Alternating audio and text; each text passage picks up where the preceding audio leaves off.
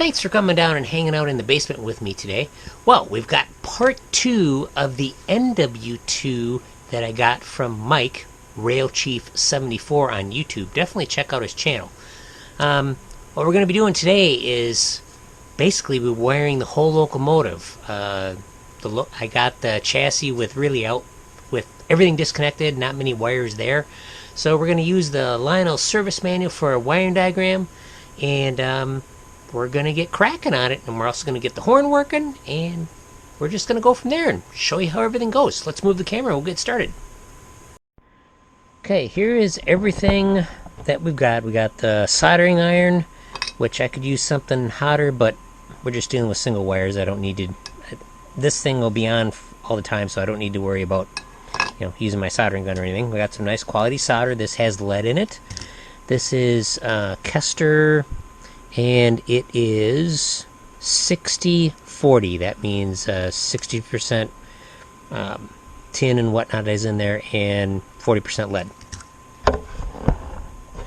Got our horn here, which is like a remanufactured reproduction unit, which is great. I think this is the original coil from something.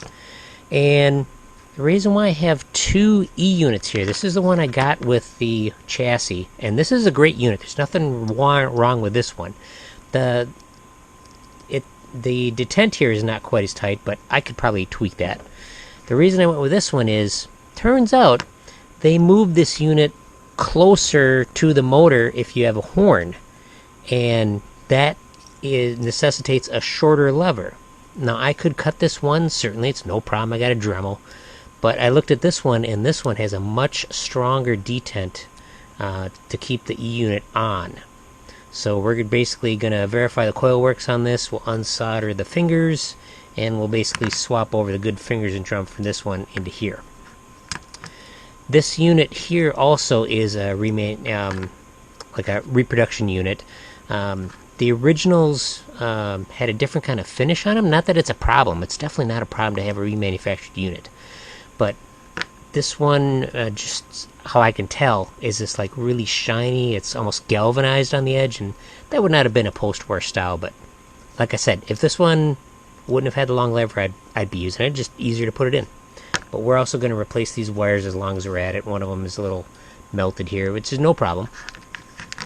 And then for our wiring, as you saw in the thumbnail, hope you liked that. That was kind of fun to set up.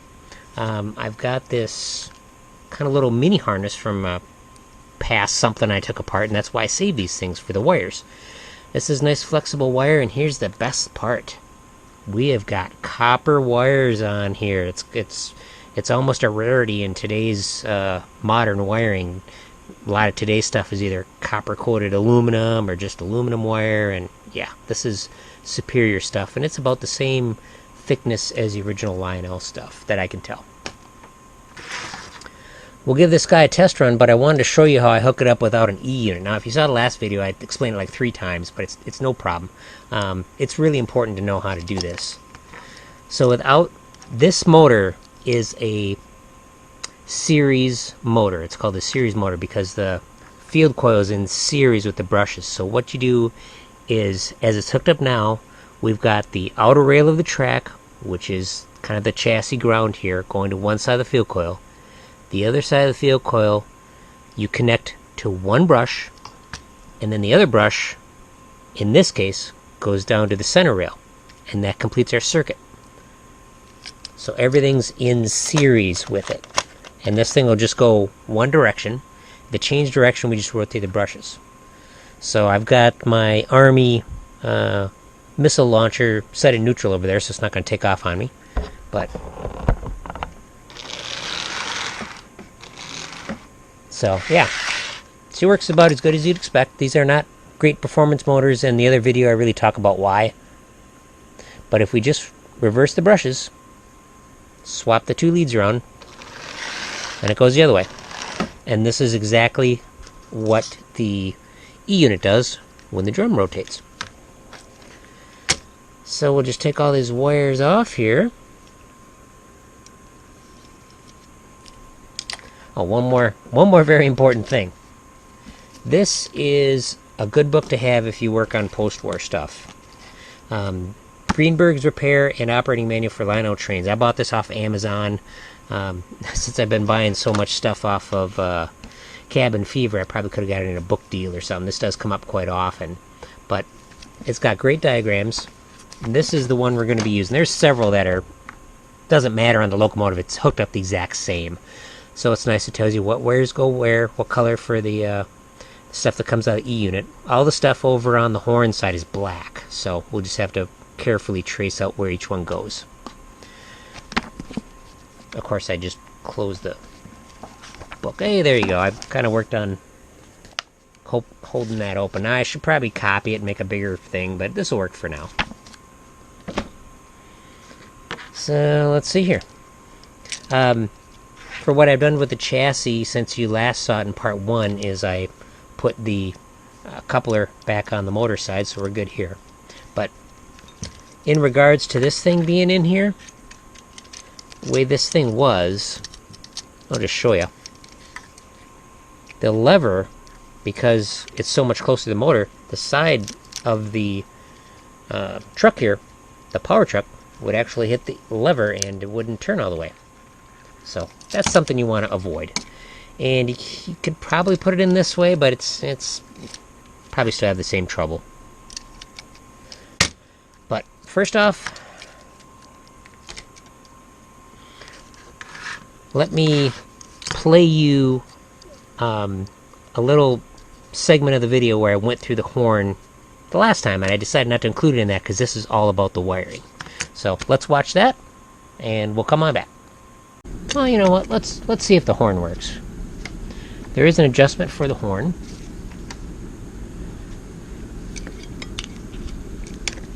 I'm just going to hook up the battery here. I'm going to hold it, and we'll put the one end to the ground, and then we'll attach one end to that, and we'll see if we can get it to make some noise, or click or something. Okay, holding the battery there. Okay, it's clicking. Let's see if we can get that to honk. So, that looks like a little Allen screw in the back here, and we'll try adjusting that. Got my big old set of Allen wrenches out, and it looks like this one in particular is 1/16.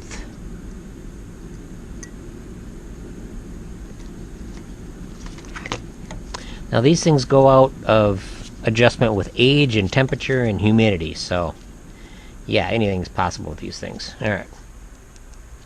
Oh, gotta hook up our lead over here. So I'm just going to hold it down, and we'll see.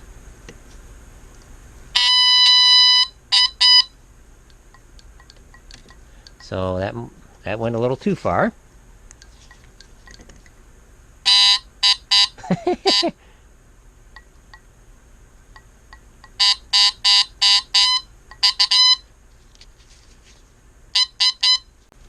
We won't do that too much anymore.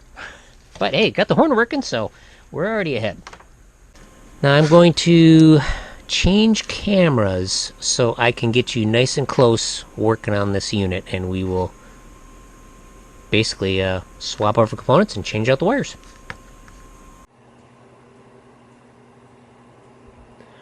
So the first thing to do is get this guy apart. For those that don't know, try to keep it in focus because the focal range on this camera is very limited with this lens. My apologies. So this center pin here is what holds it in. It's just a friction fit between the end of the pin and the metal. And what you do is you force it apart, and then when you're ready to go back together, just squeeze it together, it clips in place. See, the original here, I think the metal is a little thicker, because this one's actually deformed a bit, but it is what it is. Now, somebody on one of my videos said, hey Jeremy, you should try snap ring lock pliers to get these apart, because when you squeeze the snap ring pliers, it forces the jaws open. Whereas I was using needle nose pliers, I had to take two hands and spread them apart. So I got a couple different styles here. We'll try it. I think it's a great idea. Of course, they make special pliers for this and everything, but you don't need those. Let's try like this, see if we can get the base of the jaw in. I don't know how difficult these will be to open. Some are easy, some are really tough. Try to keep you in focus here. Yeah, this one is that one was real easy. But alright, so this bottom piece is just a wafer that sits in. Yeah. Alright, so what we got here is we got a bent spring, or a bent follower here. We'll adjust that. No problem.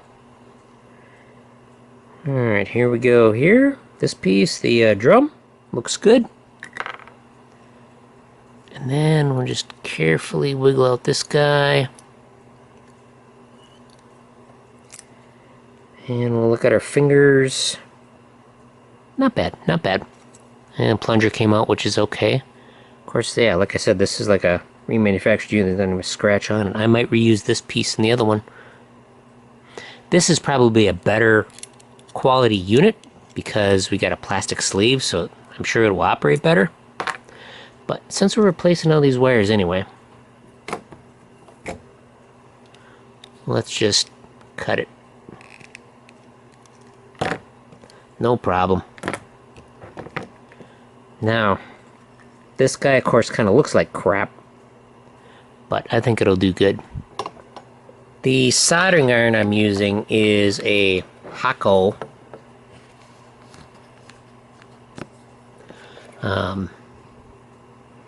The gun, or the pencil, is FX8801, and let's see here. We got FX888D, not a big deal. This is something that was purchased off Amazon or whatnot. Again, not super important. Temperature is not really important as long as you have it hot enough to do what you need to do, so not a big deal. The other cool thing, which I've been using for a long time, is kind of this curly Q material, copper curly Q material. It's great for cleaning the soldering tip without really cooling it off like with a sponge. So what I like to do is get a little solder on the end here, clean it off, put a little more on, and then we will apply. Oh, see, now it's actually folded over. Interesting. The wire is folded over on here. Might be a solid core wire.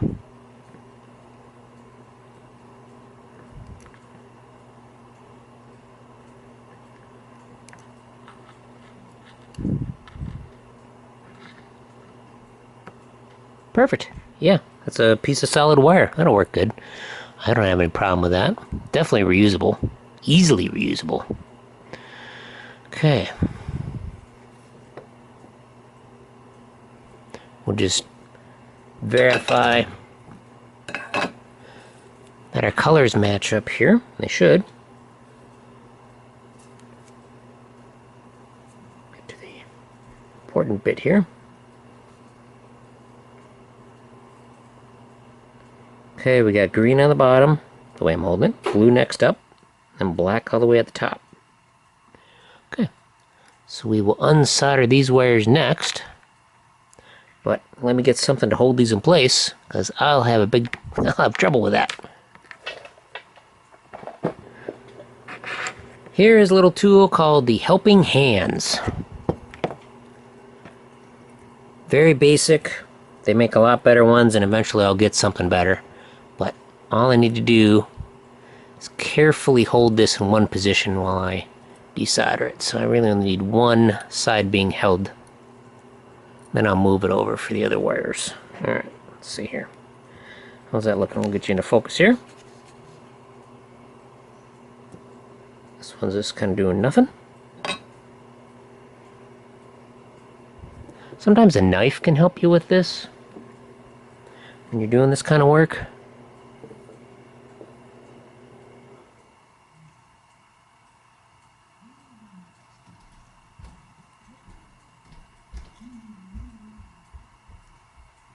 There's one out. And we still got some room. We can get the green one out. Or is it blue? It's blue.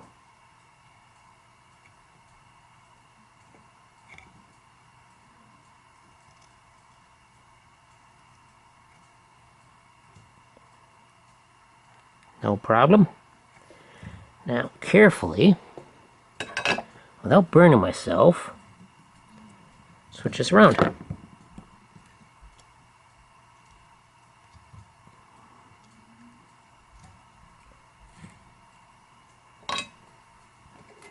I'll show you a trick on how to clean this up.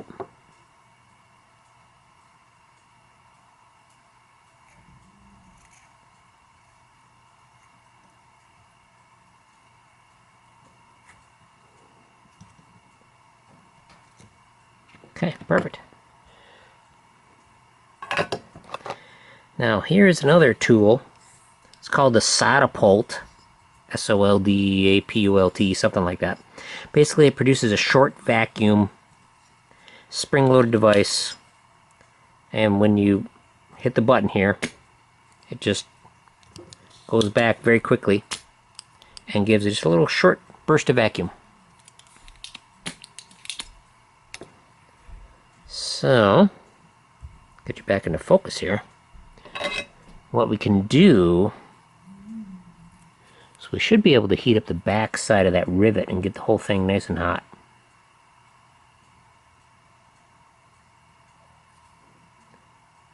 Might not, it's a pretty long way away from the heat, so that might not work. But we can put the iron on the bottom and just make sure the hole is clear here.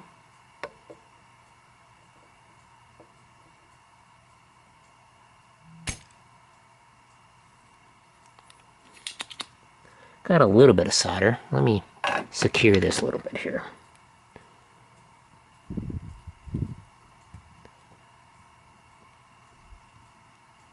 These things are fiddly at best. Alright, there we go. Let's try that. Definitely a two-handed operation. Get some more light in here. Let's try the middle. There we go. Oh yeah. That worked really good. And let's see if we can get enough heat on the end here. We want to get fresh solder on here. That's why I'm doing it. Here's a tip about straightening these. Even if you get a new one, they can be bent up in shipping or just not the way you want. To adjust these, you want to bend them at the base. Very important to do it at the base. Don't try to make a major bend way up in here, because it's not going to be as strong. So kind of learned that from the jukebox world and pinball world, from leaf switches and whatnot. This one's pretty good. When you hold it this way, they got to be just a little more facing that way. So that's what I've found off of new ones anyway. And this bottom one, we got that pretty good. Maybe a little tweak over here. These are very thin. They adjust very easily. So again, at the base, and we'll just, of course, because that one was bent so quite a bit, I had to tweak it way out here, but much better now. So we got the length of our wire. I pulled this green wire out.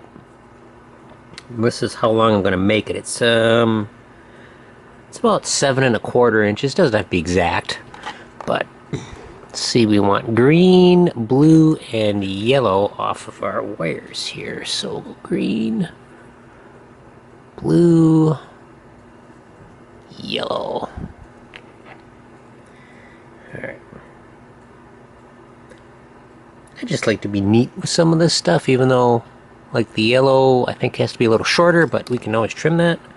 So we'll just use my little cutting mat here. Alright, I want it about there.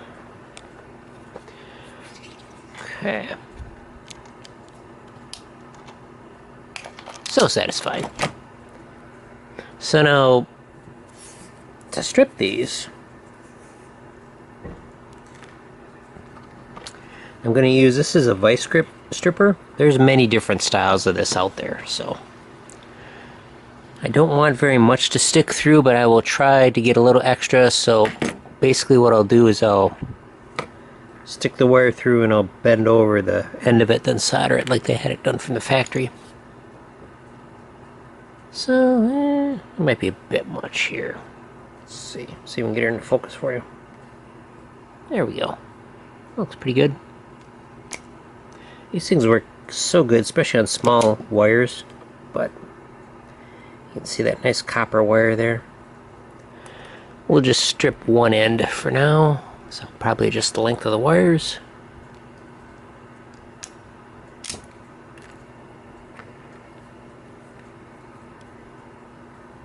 Again, sorry if this goes out of focus. Alright. So I just kind of like to twist the wire. And we'll stick it up through the back here.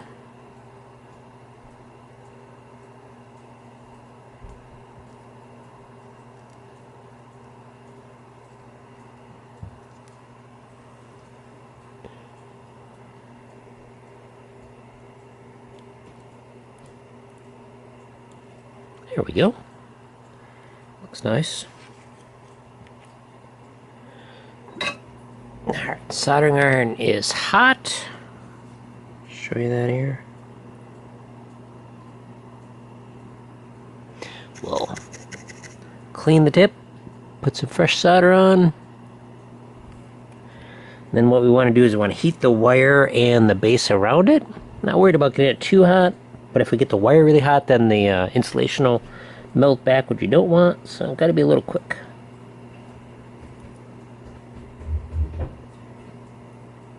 And that's it.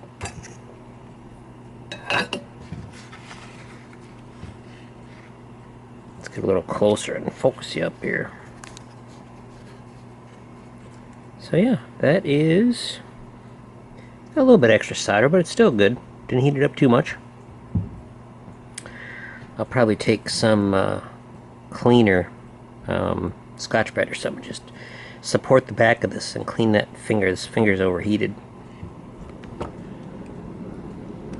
So let's get the other ones up here. Now let's look at the back. Yep, didn't heat it up too much. Looks real good. When you got clean metal and clean, good quality wire and good solder, it's pretty easy to do this. It's easy to get a good result. Alright, careful not to bend any fingers. Alright, so look at my old one here. Blue is kind of the second one in. Alright, get blue up here. Let's get you back focused where you need to be. Twist our wire.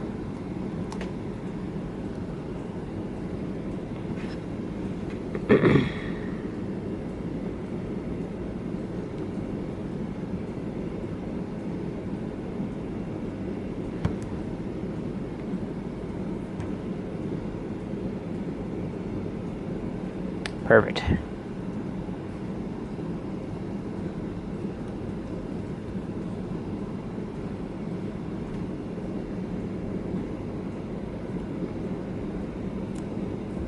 Okay, there we go.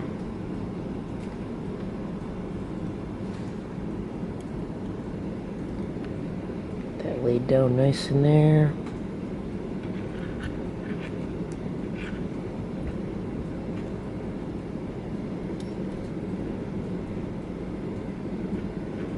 Try to get our wire to sit as nice as I can.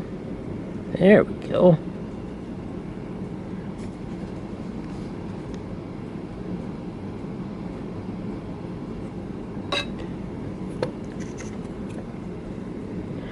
A little bit of solder on the end of the soldering iron.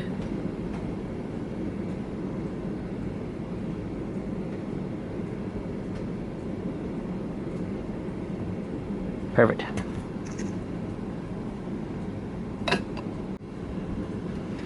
Alright, made some progress here. I took some sandpaper and Dremel and whatnot and cleaned this up and then hit it with a little flat black paint. I could have left it rusty. It's actually got a little bit of rust on the side here, but believe it or not, when you get a certain level of rust, it actually causes odors. I learned that from an old car, an old Corvair that I had.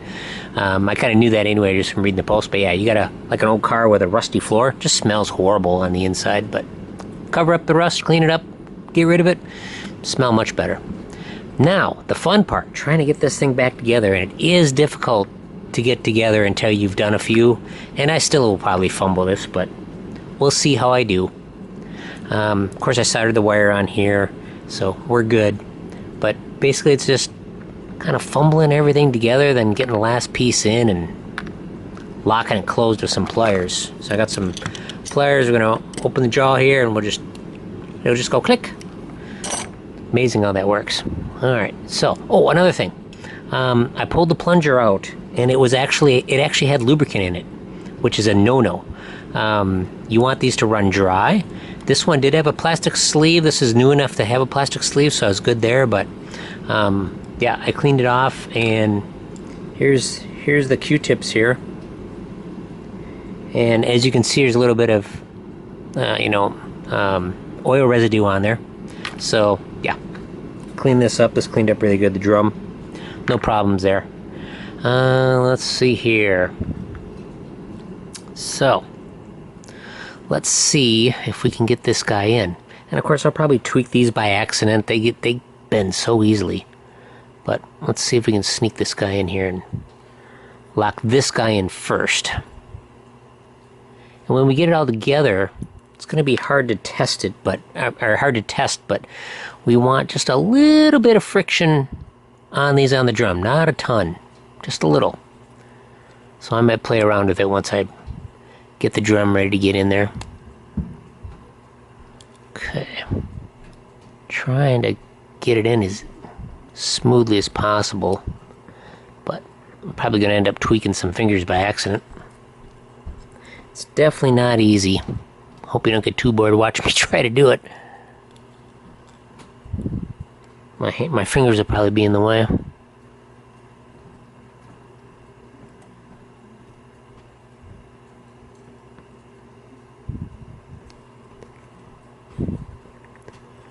Okay.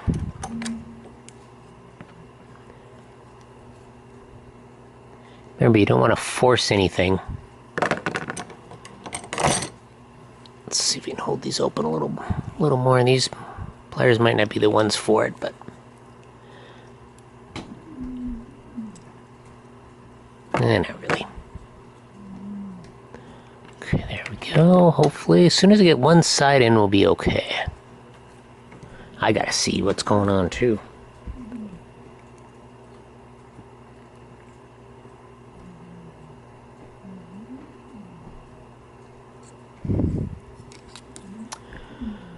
Alright.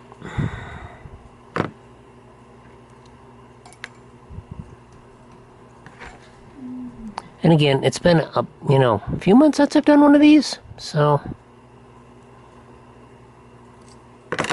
trying real hard not to damage anything. Try wedging this pliers in here.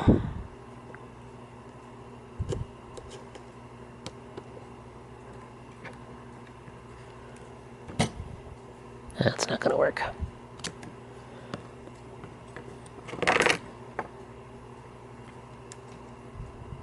Let's try wedging the screwdriver in here. That should work. Okay. A little bit of space in there.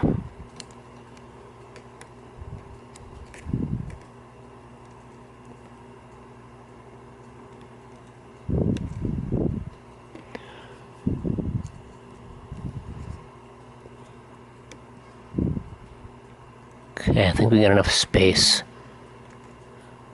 I think I got one side in here. Sorry if you're not seeing this too well. That looks pretty good. Alright,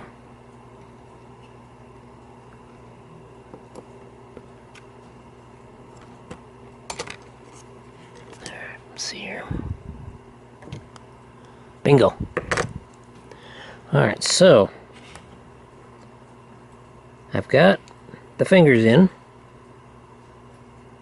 I don't think I bent them, so that's very surprising. Now let's see, let's get this guy out of the way, and we'll see if I can get the drum in. Or maybe I should have put the drum in first, I don't know. Order of operation has never been my strong point.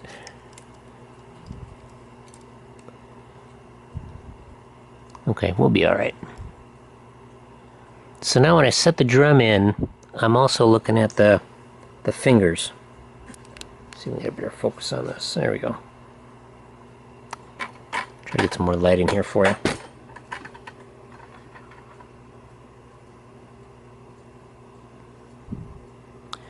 So even though these sides are very far apart, I'm going to set this drum in and just make sure we're getting some good pressure on the fingers. And yeah, it's a little bit high for me, but we're going to leave it. That'll be plenty good. Now, we got to get that drum in and the bottom fingers. That's going to be tough. I don't know if I have enough pressure on the bottom fingers.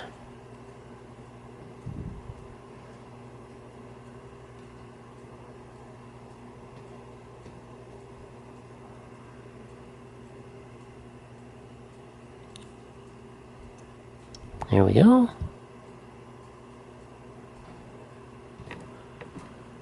Okay, this should close up a little more.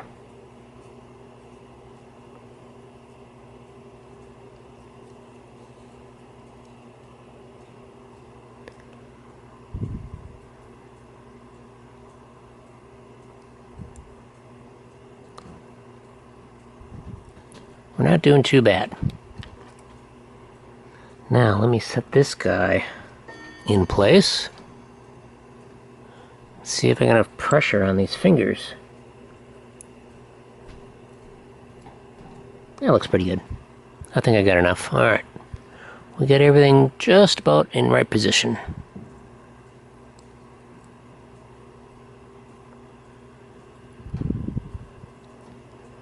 Okay, the drum needs to be in position. Here's the fun part.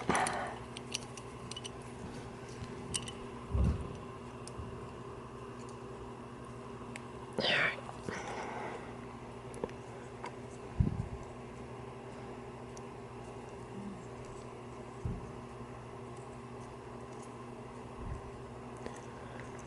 Gotta get this bottom block in place.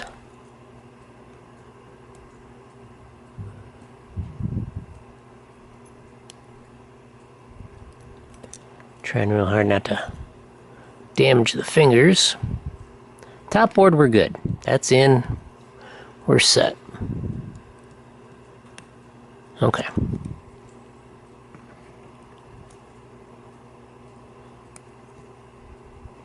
Okay, the bottom board's setting in position. Get the drum into position. Alright, we're not. Let's try over here.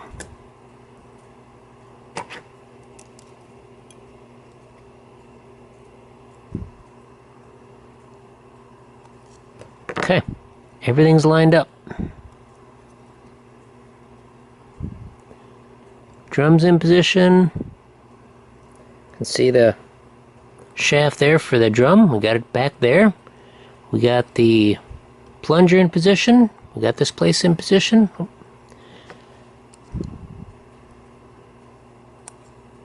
Now, just try to squeeze here.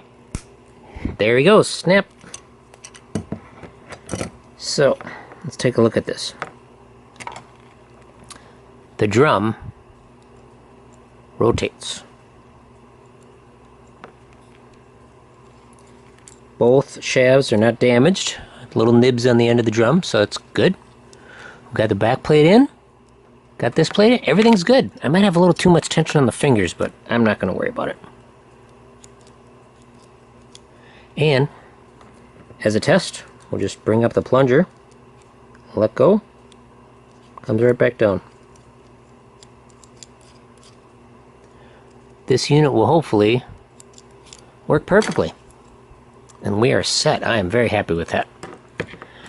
Phew! A little nerve-wracking there, but got her done. I didn't do too bad. I'm pretty happy about that. Pat on the shoulder. Alright, so Let me clean some stuff up and we'll get ready for some more soldering. But let's get this guy mounted. Oh, I was also going to try maybe some heat shrink. I think that'll work. I mean, I wish I had some of this small flexible tubing like that, but I don't. So let's try a little heat shrink. Alright, that looks pretty good. So had all 3 wires going through here.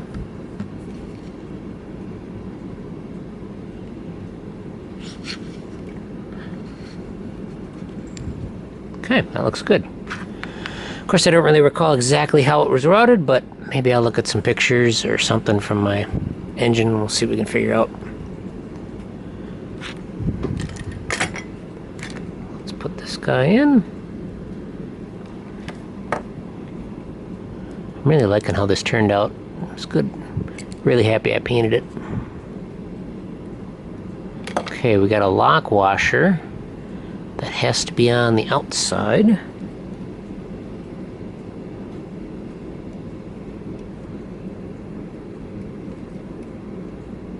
Come on, you little lock washer. There we go. Sneak in here past the motor.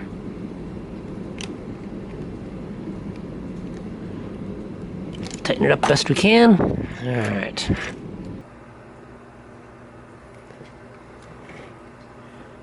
Super easy to tin wires if they're new and clean. Doesn't take much at all.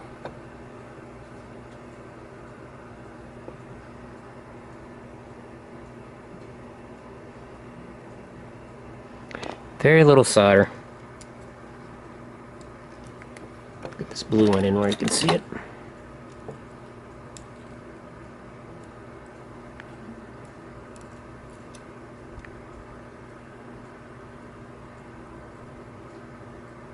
There we go.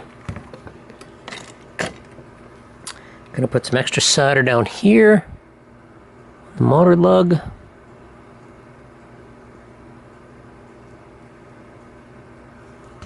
We'll do the green one first.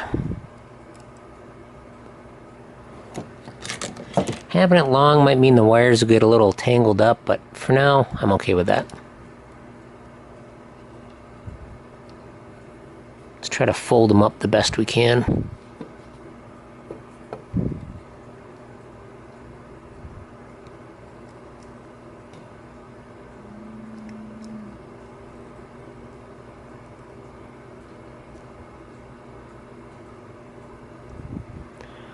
Okay, we'll put a little bit of solder on the brush holders here. A little fresh solder, I should say. Just a little bit. Gotta be fresh.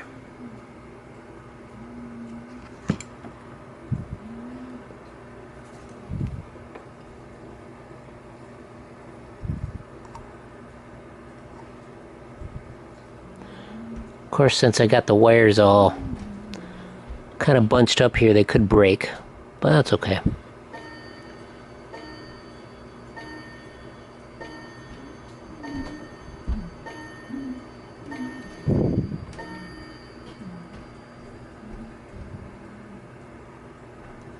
Probably try to fold these a little more.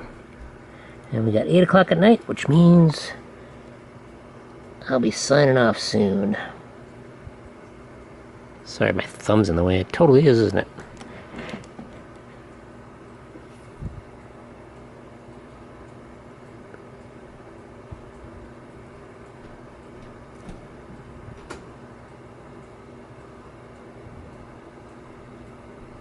Okay. Now, to test that I did everything correct, we've got the center roller pickup here. And eventually, I mean, I could stretch this over here, but I think it jumpers from here to here. There's a little jumper wire. Again, I'll have to look at my photos, but I'll just hook a test lead from here to here. Let's make it a green one. Okay. I'll just kind of loop it around here. Don't want to catch on any scenery or anything. Well, I'm not going to take it all the way around the layout. But let's see. Attach it right to this terminal right there. That should work. Okay, excellent.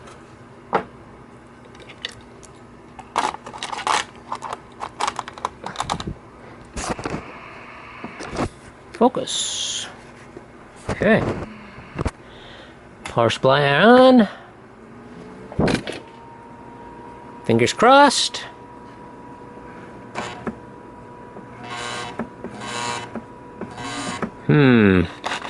I might have something wired wrong. Easy to do.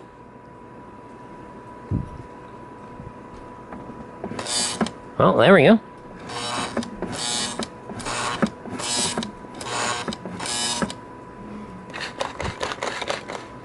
I'll definitely have to double check my wiring because I easily could have screwed something up. So I determined there's a short to the case on this piece. Because when I pull this out of the frame and use it, the engine runs great. I've got all the wires disconnected. And I hook it to here. We're getting some resistance coming through. And I don't know why. So, get to pull this back apart again. We'll see what I find out. Found the problem. Can you see it? One stray wire off of this green was over far enough that it was on the case. You can see where it's got pinched in there. So, there was my problem. Multimeter solved it, really. Success!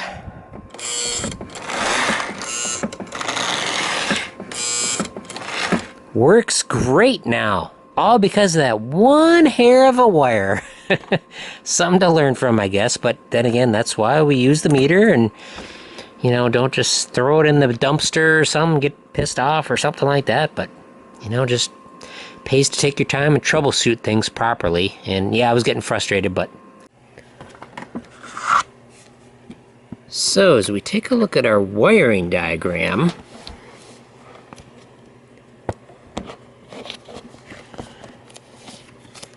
It actually tells us what blade does what.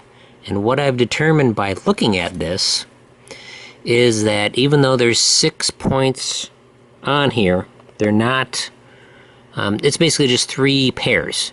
The top one connects to the bottom one, same here, so I don't have to make, if it says a ground wire from there goes to the bottom of there, I don't have to make it there. I can make it at the top if I want. They just kind of do it for wire management. So this really helps. So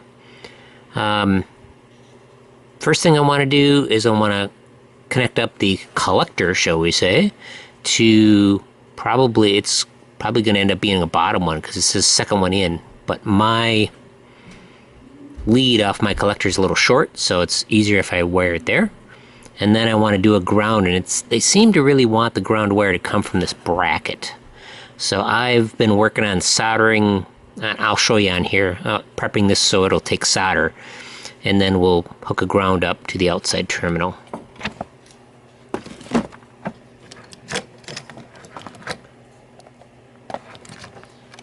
Okay, so what I've done here is I've just taken my soldering iron and I've just held it over here and just put on new solder and worked it around, and eventually the solder sticks.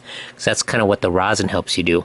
This is a plated piece, so it's a little harder to get solder to stick. This is my wire coming from the roller. So it's going to be this one I'm going to go to, even though it already has a wire on it. It's no problem. Put a little fresh solder on here.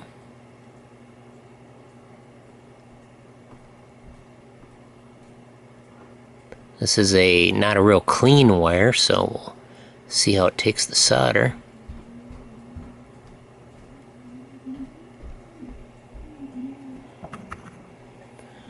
I could replace this wire as well.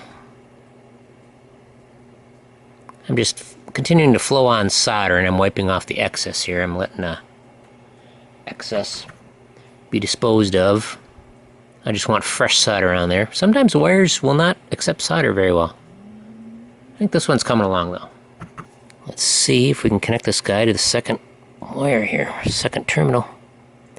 I probably should have put some fresh solder on this terminal, but we'll see what happens. Yeah, we could use some fresh solder here.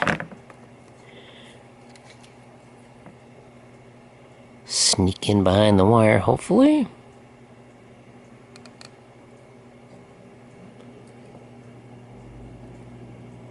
There we go.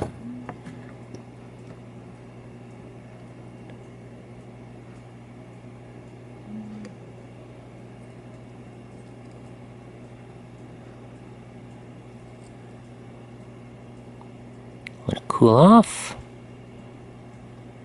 I'm happy with that. The magic of these guys. Beautiful.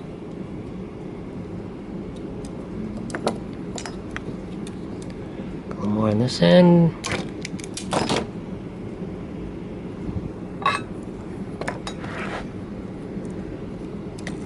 Put this guy up here. Carefully hold the wire. Get some fresh solder on it. I'm gonna tin the wire first.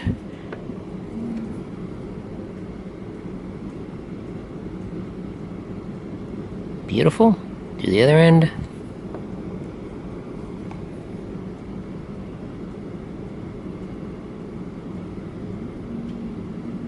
Awesome.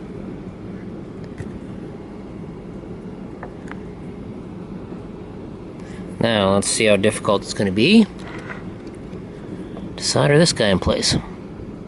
Hopefully it'll go quick, but I think I'll just heat up the plate first. I'll get it real hot.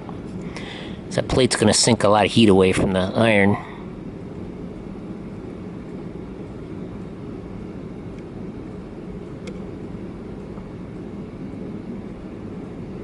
Hold it on here for a few seconds. Alright, good. Solder's nice and liquid. Get this guy in here.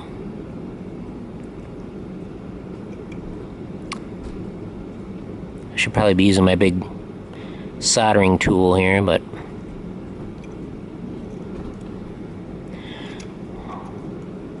now the trick is I gotta get this hot enough. Both pieces gotta be hot enough.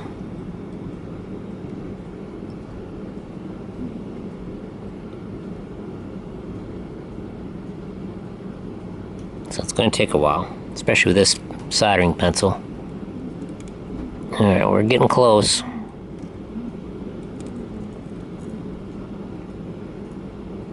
Cold soldering joint will just fail in no time. Okay, I think that's pretty much it. Count to 5. Let it cool off.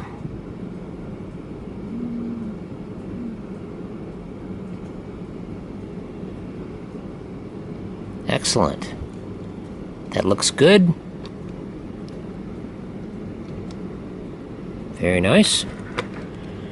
Now let's get this fresh solder over here. This guy. Beautiful. Curve this thing up a little bit. Hopefully I got enough wire.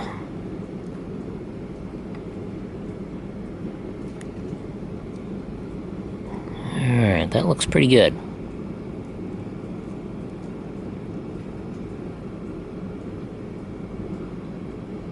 Excellent, that looks nice. This wire doesn't need to be as long, but we'll make it long enough to do what we need. Okay.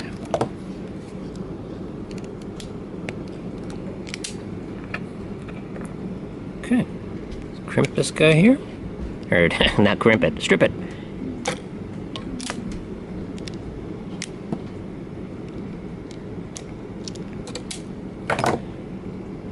Twist it around here. A little short on this side, but that's okay. Tin our wire. Very important. Makes this job much easier if you tin your wires. One advantage of tinning the wire is you don't have to hold it and apply so much heat when you actually place the wire. And that will help with not melting the insulation. Alright, let's see. Let's get a little extra up here.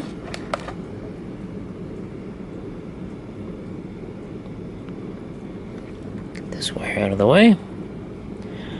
We'll just place it over on this tab over here.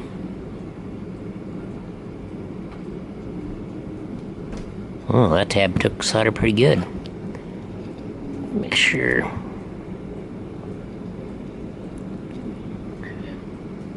Make sure we got plenty good solder on there.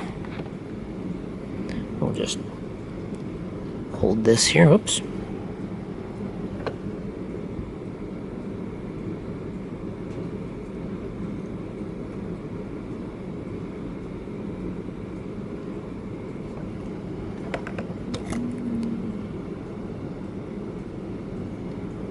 Go something like this, I think, huh?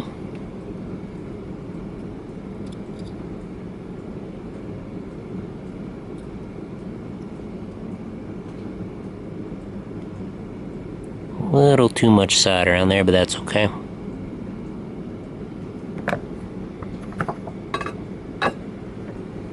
Alright, that looks good, and I think all we got left is the horn connection, which goes here, but I want a little extra wire. So we'll give us some extra wire here. We'll trim it, oh, how about here?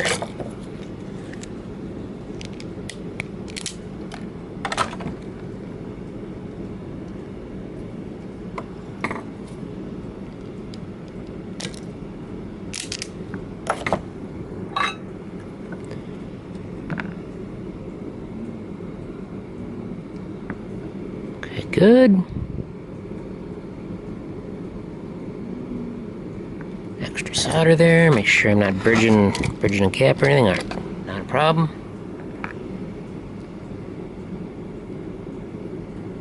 Okay, we're gonna put a little bend in the wire. It's gonna go right back here.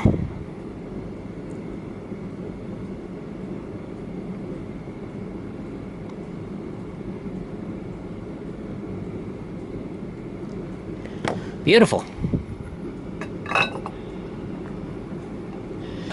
Wiring is completed.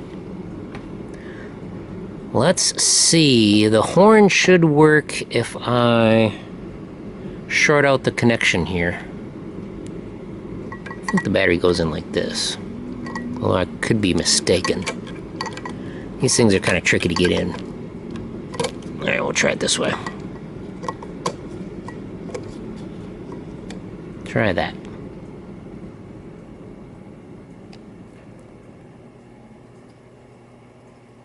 Okay, nothing's happening. Let's try it like up here. Okay, nothing's happening.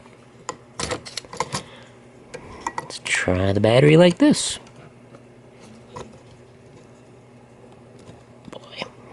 Can't really go on like this, can it? Alright. There we go.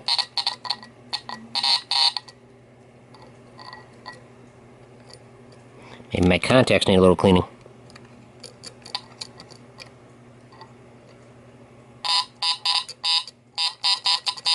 Yep, alright. Let me grab a little contact cleaner, or little file, and we'll fix those points. Well, let's see if it works on the track.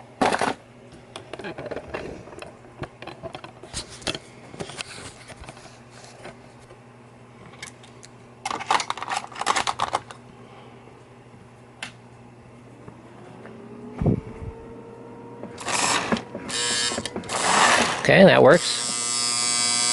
Let's try the horn and bell. Okay.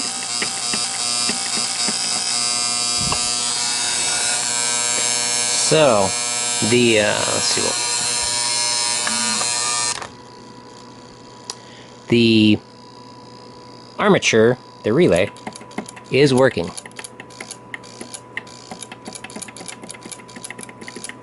It's working great. We just got to make sure the horn works.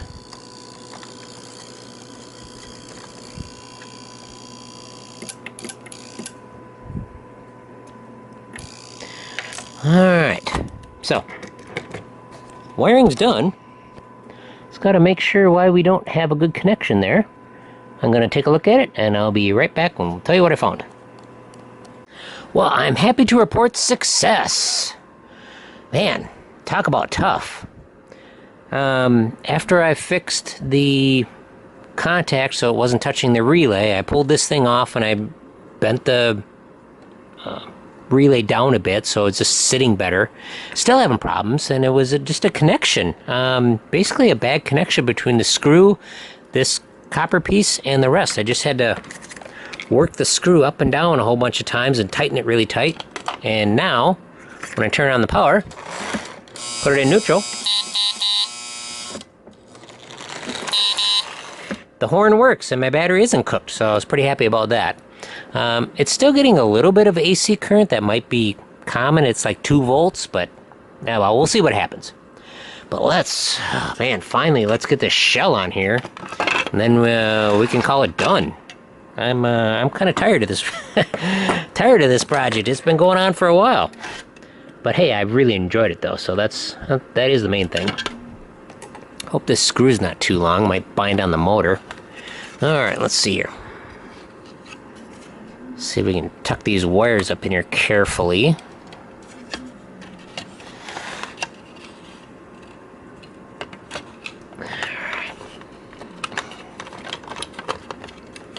It's a little tighter fit than I'd like, but we'll see what happens. Alright. Let's get this sucker hooked up. 8 o'clock again.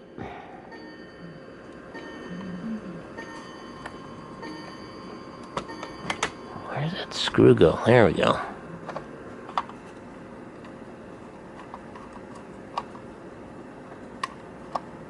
Okay, let's put the screw all the way in and see if it impedes the... Well, it doesn't appear to be.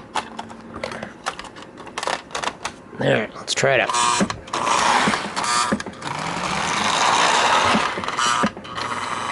First, now we're not getting a horn. What the hey? It's always something, I tell you.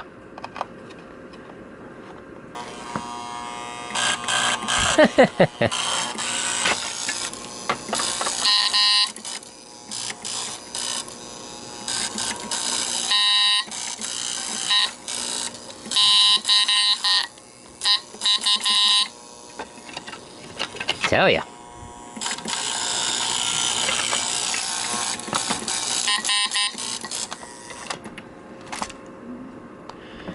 Oh, all right.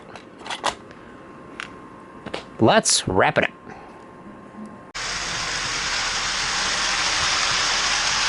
Wow, that was a challenging repair. I'm actually kind of giving up on the horn, to be perfectly honest with you. It's still passing AC current and that battery gets hot, so something's up with that. I don't know why. Seems a little unusual to me. If you guys have any experience with working on that kind of stuff, let me know. But it's not a big deal for me. I really don't use the horn anyway.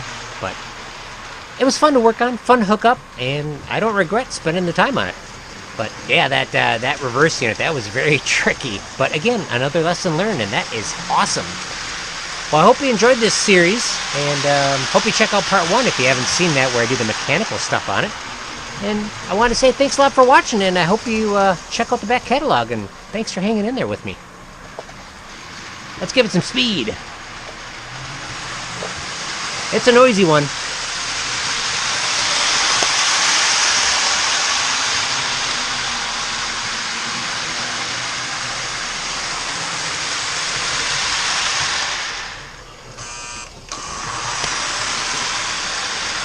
Very good, very good.